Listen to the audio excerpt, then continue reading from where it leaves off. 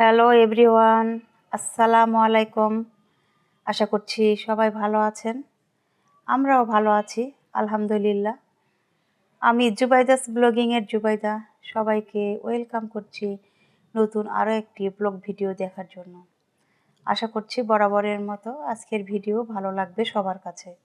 ভালো লাগলে অবশ্যই একটা লাইক দিয়ে দিবেন আর ভালোবাসা দিয়ে সাথেই থেকে যাবেন। আজকে দুপুর থেকে ভিডিওটা শুরু করলাম। অফ ক্যামেরাতে সকালে নাস্তা করে নিয়েছি, চাও খেয়ে নিয়েছি। তারপরে দুপুরে রান্নায় চলে এসেছি, সেটা আমি আপনাদের সাথে শেয়ার করছি। তো আজকে মুরগির মাংস রান্না করব, আর গরুর মাংস বের করে রেখেছি, সময় পেলে গরুর মাংসটাও রান্না করে নেব। যেহেতু ছেলে স্কুলে যাবে, তো এই জন্য মুরগির মাংসটা আগে রান্না করে নিচ্ছি। তো মুরগির মাংস সবসময় আমি ভেজে রান্না করি, সেটা ফার্মের মুরগি হোক বা পাকিস্তানি মুরগি হোক। কর্ক মুরগি হলেও আমি হালকা একটু ভাজা দিয়েই নিই। তো ভেজে রান্না করলে আমার কাছে টেস্টটা খুব ভালো আসে, এই জন্য আমি ভেজে রান্না করার চেষ্টা করি।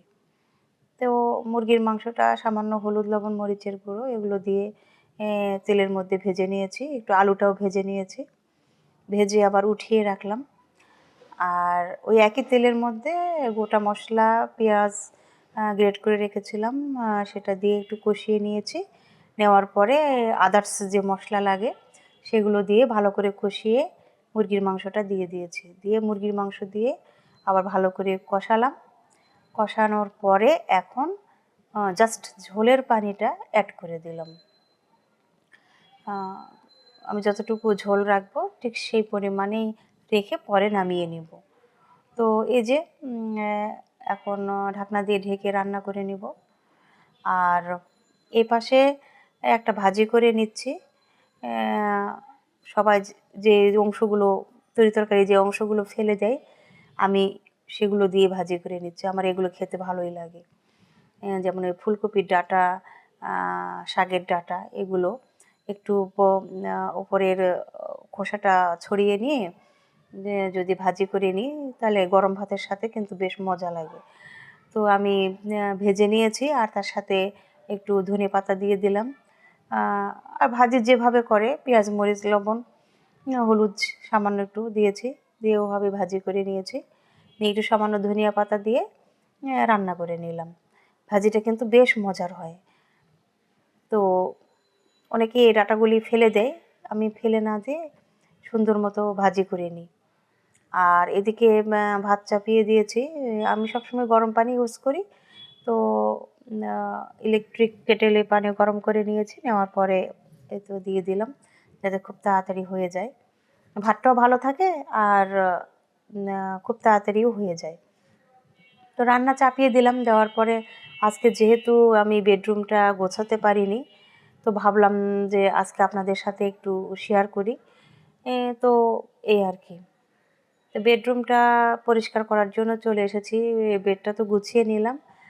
আর যদিও অনেক উপরেই থাকি, কিন্তু তারপরেও কোথা থেকে যে এত ধুলোবালি আসে আসলে বুঝতেই পারি না। আর এখন তো মোটামুটি শীত পড়ে গিয়েছে, হালকা হলেও শীত চলে এসেছে। কোথা থেকে যে ছোটো ছোটো পোকাগুলি চলে আসে, আসলে খারাপ লাগে। দেখা যায় সকালে এখানে ওখানে পড়ে থাকে, তখন দেখতে খারাপ লাগে। তো চেষ্টা করি প্রতিদিনই পরিষ্কার করার। এগুলো ফার্নিচারগুলো তো আসলে প্রতিদিনই মুছতে হয়। তো এই আর কি। আর মাহির আব্বুর এই কিবোর্ড, সে গান গাইতে খুব পছন্দ করে, সময় পেলে একটু গান গায়। তো এটাও একটু পরিষ্কার করে নিলাম। যদিও সুন্দর করে ঢাকা থাকে, তারপরেও দেখা যায় যে কালো ওই কভারটার উপরে, যেটা কালো কভার দিয়ে ঢেকে রেখেছি, ওটাতে অনেক ময়লা পড়ে। আস্তে আস্তে সবই পরিষ্কার করে নিচ্ছি। আর এই যে টিউলিপ ফুল, এটা যে আমার কত পছন্দ, খুবই ভালো লাগে আমার কাছে এই টিউলিপ ফুল। তো এটাও পরিষ্কার করে নিলাম। আসলে ঘর মোছার আগে আমি যতটুকু পারি চেষ্টা করি সব কিছু, সব ফার্নিচারগুলো মুছিয়ে তারপরে ঘর ঝাড়ু দিয়ে ঘরটা মোছা। তাহলে আমার কাছে মনে হয় সুন্দরভাবে একদম ক্লিন হয়। এই জন্য নিজের কাছেও ভালো লাগে। তো তারপর চলে আসলাম আমার ছেলের পড়ার টেবিলে। পড়ার টেবিল তো পরিষ্কারই থাকে, তারপরেও টুকটাক একটু মুছতেই হয়। তো এই আর কি পরিষ্কার করে নিচ্ছি যতটুকু পারি। ধুলোবালি তো আসলে এটা বলার কিছুই নাই। প্রত্যেকটা বাসাতেই মানে কোথা থেকে যে এত ধুলোবালি আসে, চারিদিকে বন্ধ থাকলেও মনে হয় বা ও কু কোন ফাঁকা দিয়ে যে ময়লা চলে আসে আসলে বুঝি না। এই ছোট্ট ফ্যানটা আপনাদের ভাইয়া আমার জন্য নিয়ে এসেছে। যে আমি কারাটে ক্লাসে যাই তখন যদিও বসার জন্য রুম আছে, সিটিং রুম আছে, ফ্যান আছে, তারপরও বলে যে এটা সাথে রাখবা। যদি কখনো গরম লাগে তো এটা চালানো যাবে আর কি। তো গরমের সময় আমাকে নিয়ে এসে দিয়েছে। সে অবশ্য ভালো টেক কেয়ার করে, যে কষ্ট হয় চেষ্টা করে আর কি সবসময় ভালো দিকটাই করার। তো এইজন্য ছোট ফ্যানটা নিয়ে এসেছে। আমি কিন্তু তাকে বলি নাই। সেই নিয়ে এসেছে। তো ফ্যানটা বেশ ভালো চলে। ৩-৪ ঘন্টা আ মানে চার্জ দিলে ৩-৪ ঘন্টা ভালো মতো চলে ফুল চার্জে আরকি। তো সুন্দর করে সবকিছুই পরিষ্কার করে নিলাম মুছে-টুছে। তো এখন রুমটা একটু ঝাড়ু দিয়ে নিব। রুম ঝাড়ু দিয়ে মুছলে এই রুমটা খুব ভালোভাবে পরিষ্কার হয়। দেখতেও ভালো লাগে। আর আমার মনে হয় রুমের মধ্যে হাঁটতেও খুব ভালো লাগে। হাঁটা চলাটাও মানে একটা বা ভা মানে ভালো লাগে আরকি নিজের কাছে। তো এই যে রুম ঝাড়ু দিয়ে নিচ্ছি। আসলে এগুলোই কাজ। প্রতিদিনই এই কাজগুলো আসলে করতে হয়। সংসারের রান্না-বান্না, ঘর গোছানো, আ বাচ্চাকে টেক কেয়ার করা, হাসব্যান্ডকে টেক কেয়ার করা এগুলোই কাজ, তাই না? তো আমার মতো সবাই যারা গৃহিণী আছি তাদের সবার একই কাজ। তো আর প্রত্যেকটা রুম ঝাড়ু দিয়ে আমি এভাবে বেলচাতে করে উঠিয়ে নিই। মানে সব ময়লা এক জায়গায় উঠিয়ে মানে এক জায়গায় নিয়ে যেয়ে যে উঠাবো তা করি না। আমি প্রত্যেকটা রুম ঝাড়ু দিয়ে প্রত্যেকটা রুমের ময়লাগুলো পরিষ্কার করে নিই। তো ঝাড়ু দিলাম, ঝাড়ু দেওয়ার পরে হাতটা সুন্দর করে ধুয়ে নিয়ে এখন আ এই যে চলে এসেছি। এসে দেখলাম যে আমার রান্না কমপ্লিট। ভাত রান্নাও হয়ে গিয়েছে, তরকারিটাও এখানে মুরগির মাংস যেটা সেটাও রান্না হয়ে গিয়েছে। তো এখন আমি এগুলো সার্ভ করে নিব। তো এই যে আ যতটুকু ঝোল রাখবো ঠিক সেই পরিমাণে রেখেই আমি তরকারিটা নামিয়ে নিয়েছি। তো যেহেতু অন্য কোনো তরকারি আর করতে পারিনি, মুরগির মাংস আলু দিয়ে শুধু রান্না করেছি। এজন্য ঝোলটা একটু বেশিই রেখেছি। তো দেখতে দেখেন অনেকটা সুন্দর হয়েছে না? আজকে শুধু মুরগির রানগুলোই রান্না করেছি। আমি আর আমার ছেলে মানে মুরগির রান খুবই পছন্দ করি। মায়ের আব্বু কখনো খায়, কখনো খায় না, ঠিক নেই। আর গরুর মাংসটা যদি পারি তো রাতে রান্না করে নিব। আর যদি রান্না করতে পারি তাহলে অবশ্যই আমি আপনাদের সাথে শেয়ার করব। আর ভাতটাও এখানে সার্ভিং ডিশে উঠিয়ে নিলাম। এটাই হচ্ছে আমাদের দুপুরের খাবার-দাবার। তো আমার ছেলে কোচিং থেকে চলে এসেছে। এখন ওকে খাওয়ায়ে বলেছে যে, "তুমি আজকে একা একাই স্কুলে যাবা। আমি যেহেতু বিকেলে নাস্তা বানাবো, অ তো স্কুলে দিয়ে এসে আবার এগুলো কাজ করা খুব কষ্ট হয়ে যাবে।" তো ওকে স্কুলে ব্যা অ্যা যেতে বলেছি, ও চলে যাবে এবং একা একা চলেও আসবে। আর এই যে কিছু কিছু খাবার রেখে দিয়েছে মাহির আব্বু। পরোটা, ডিম পোচ আর সুজি করে দিয়েছিলাম। আ পরোটা একটু রেখেছে আর ডিমটা খেয়েছে। সুজি তো থাকেই সবসময়। তো আমিও বাবুকে স্কুলে পাঠিয়ে দিলাম। দেওয়ার পরে গোসল করে নিয়েছি, খাবার-দাবার খাওয়া শেষ, নামাজ কালামও পড়ে নিয়েছি। আর এখন সন্ধ্যার নাস্তায় চলে এসেছি আরকি। তো আমার ছেলে তো স্কুল থেকে চলে এসে বলবে যে, "মা আমাকে একটা ভারী খাবার দাও, ক্ষুধা পেয়েছে।" এজন্য আমি বিকেলে এই নাস্তাটা বানাচ্ছি যাতে সন্ধ্যায় নামাজ পড়ে খেতে পারি আরকি। তো আজকে আমি শাহী টুকরা বানাবো। তো শাহী টুকরা বানানোটা খুবই সহজ। আমরা অনেকেই জানি। খেতেও কিন্তু দুর্দান্ত টেস্ট। আর শাহী টুকরা বানানোটা আসলে খুবই সহজ। আ এটা ঘি আর হচ্ছে বাটার এই ২ টার মধ্যে একটা জিনিস কিন্তু অবশ্যই ব্যবহার করতে হবে। তেল দিয়ে যদি ভাজা হয় মানে সয়াবিন তেল যেটা আমরা রেগুলার ইউজ করি। এটা দিয়ে ভাজলে কিন্তু খেতে ভালো লাগে না।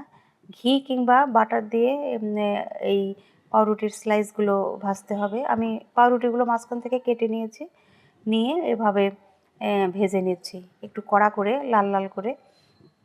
লাল লাল করে ভেজে নিলে একটু ক্রিস্পি থাকে, খেতে কিন্তু দুর্দান্ত টেস্ট, খুব ভালো লাগে আর কি।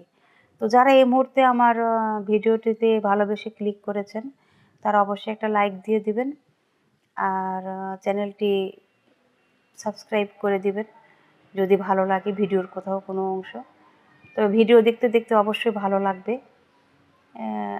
আমি জানি যে আমিও অবশ্যই একসময় ভালো কিছু করতে পারবো। আপনারা অবশ্যই আমাকে সাপোর্ট করবেন। আপনাদের সাপোর্ট সহযোগিতা পেলে আমিও সামনের দিকে এগিয়ে যেতে পারবো। তো এই যে আমার পাউরুটিগুলো সুন্দর মতো ঘিয়ের মধ্যে ভেজে নিয়েছি, ভাজা হয়ে গিয়েছে। আর এখানে দুধটা আমার আগে থেকে জাল দেওয়া ছিল। তো এর মধ্যে আমি চিনি দিয়েছি। কনডেন্স মিল্ক হলে খুবই ভালো হতো, আমার কাছে কনডেন্স মিল্ক ছিল না, এর জন্য আমি চিনি দিয়েছি। আর একটু মানে এই হাফ চামচের মতো আমি কাস্টার্ড পাউডার দিয়েছি, যাতে একটু রেডিশ রেডিশ কালার আসে আর একটু যেন ঘন হয়। কর্নফ্লাওয়ার দিলেও চলতো, কিন্তু একটু রেডিশ রেডিশ কালার হওয়ার জন্যই আমি হচ্ছে এই কাস্টার্ড পাউডারটা ইউজ করেছি। তো হয়ে গিয়েছে। আপনারা অবশ্যই যদি পারেন তো কনডেন্স মিল্কটা ব্যবহার করবেন। কনডেন্স মিল্ক ব্যবহার করলে চিনি দিলে যেমন পানিটা ছাড়ে, আর কনডেন্স মিল্ক দিলে দেখা যায় দুধটাও গাঢ় হয়, আর খেতেও কিন্তু একটু টেস্টটা ভালো আসে। তো আমার কাছে ছিল না, এজন্য আমি ব্যবহার করতে পারিনি। এজন্যই আমি কাস্টার্ড পাউডারটা ব্যবহার করেছি। তো খেতেও কিন্তু খুব মজা হয়েছিল। এভাবে করলেও কিন্তু খেতে দুর্দান্ত টেস্ট, আর দুধটা ঘন হলে তখন খাবারটা আরও সুস্বাদু হয়, ভালো লাগে, দেখতেও ভালো লাগে, সার্ভ করতেও ভালো লাগে, আর যারা খায় তারাও খুব পছন্দ করেই খায়।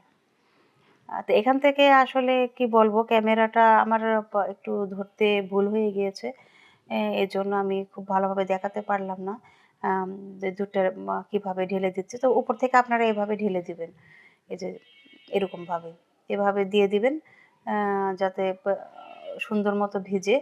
তা আমি বেশ অনেকটা পরিমাণই দিয়েছি, পরে যদি লাগে তো আমি আবার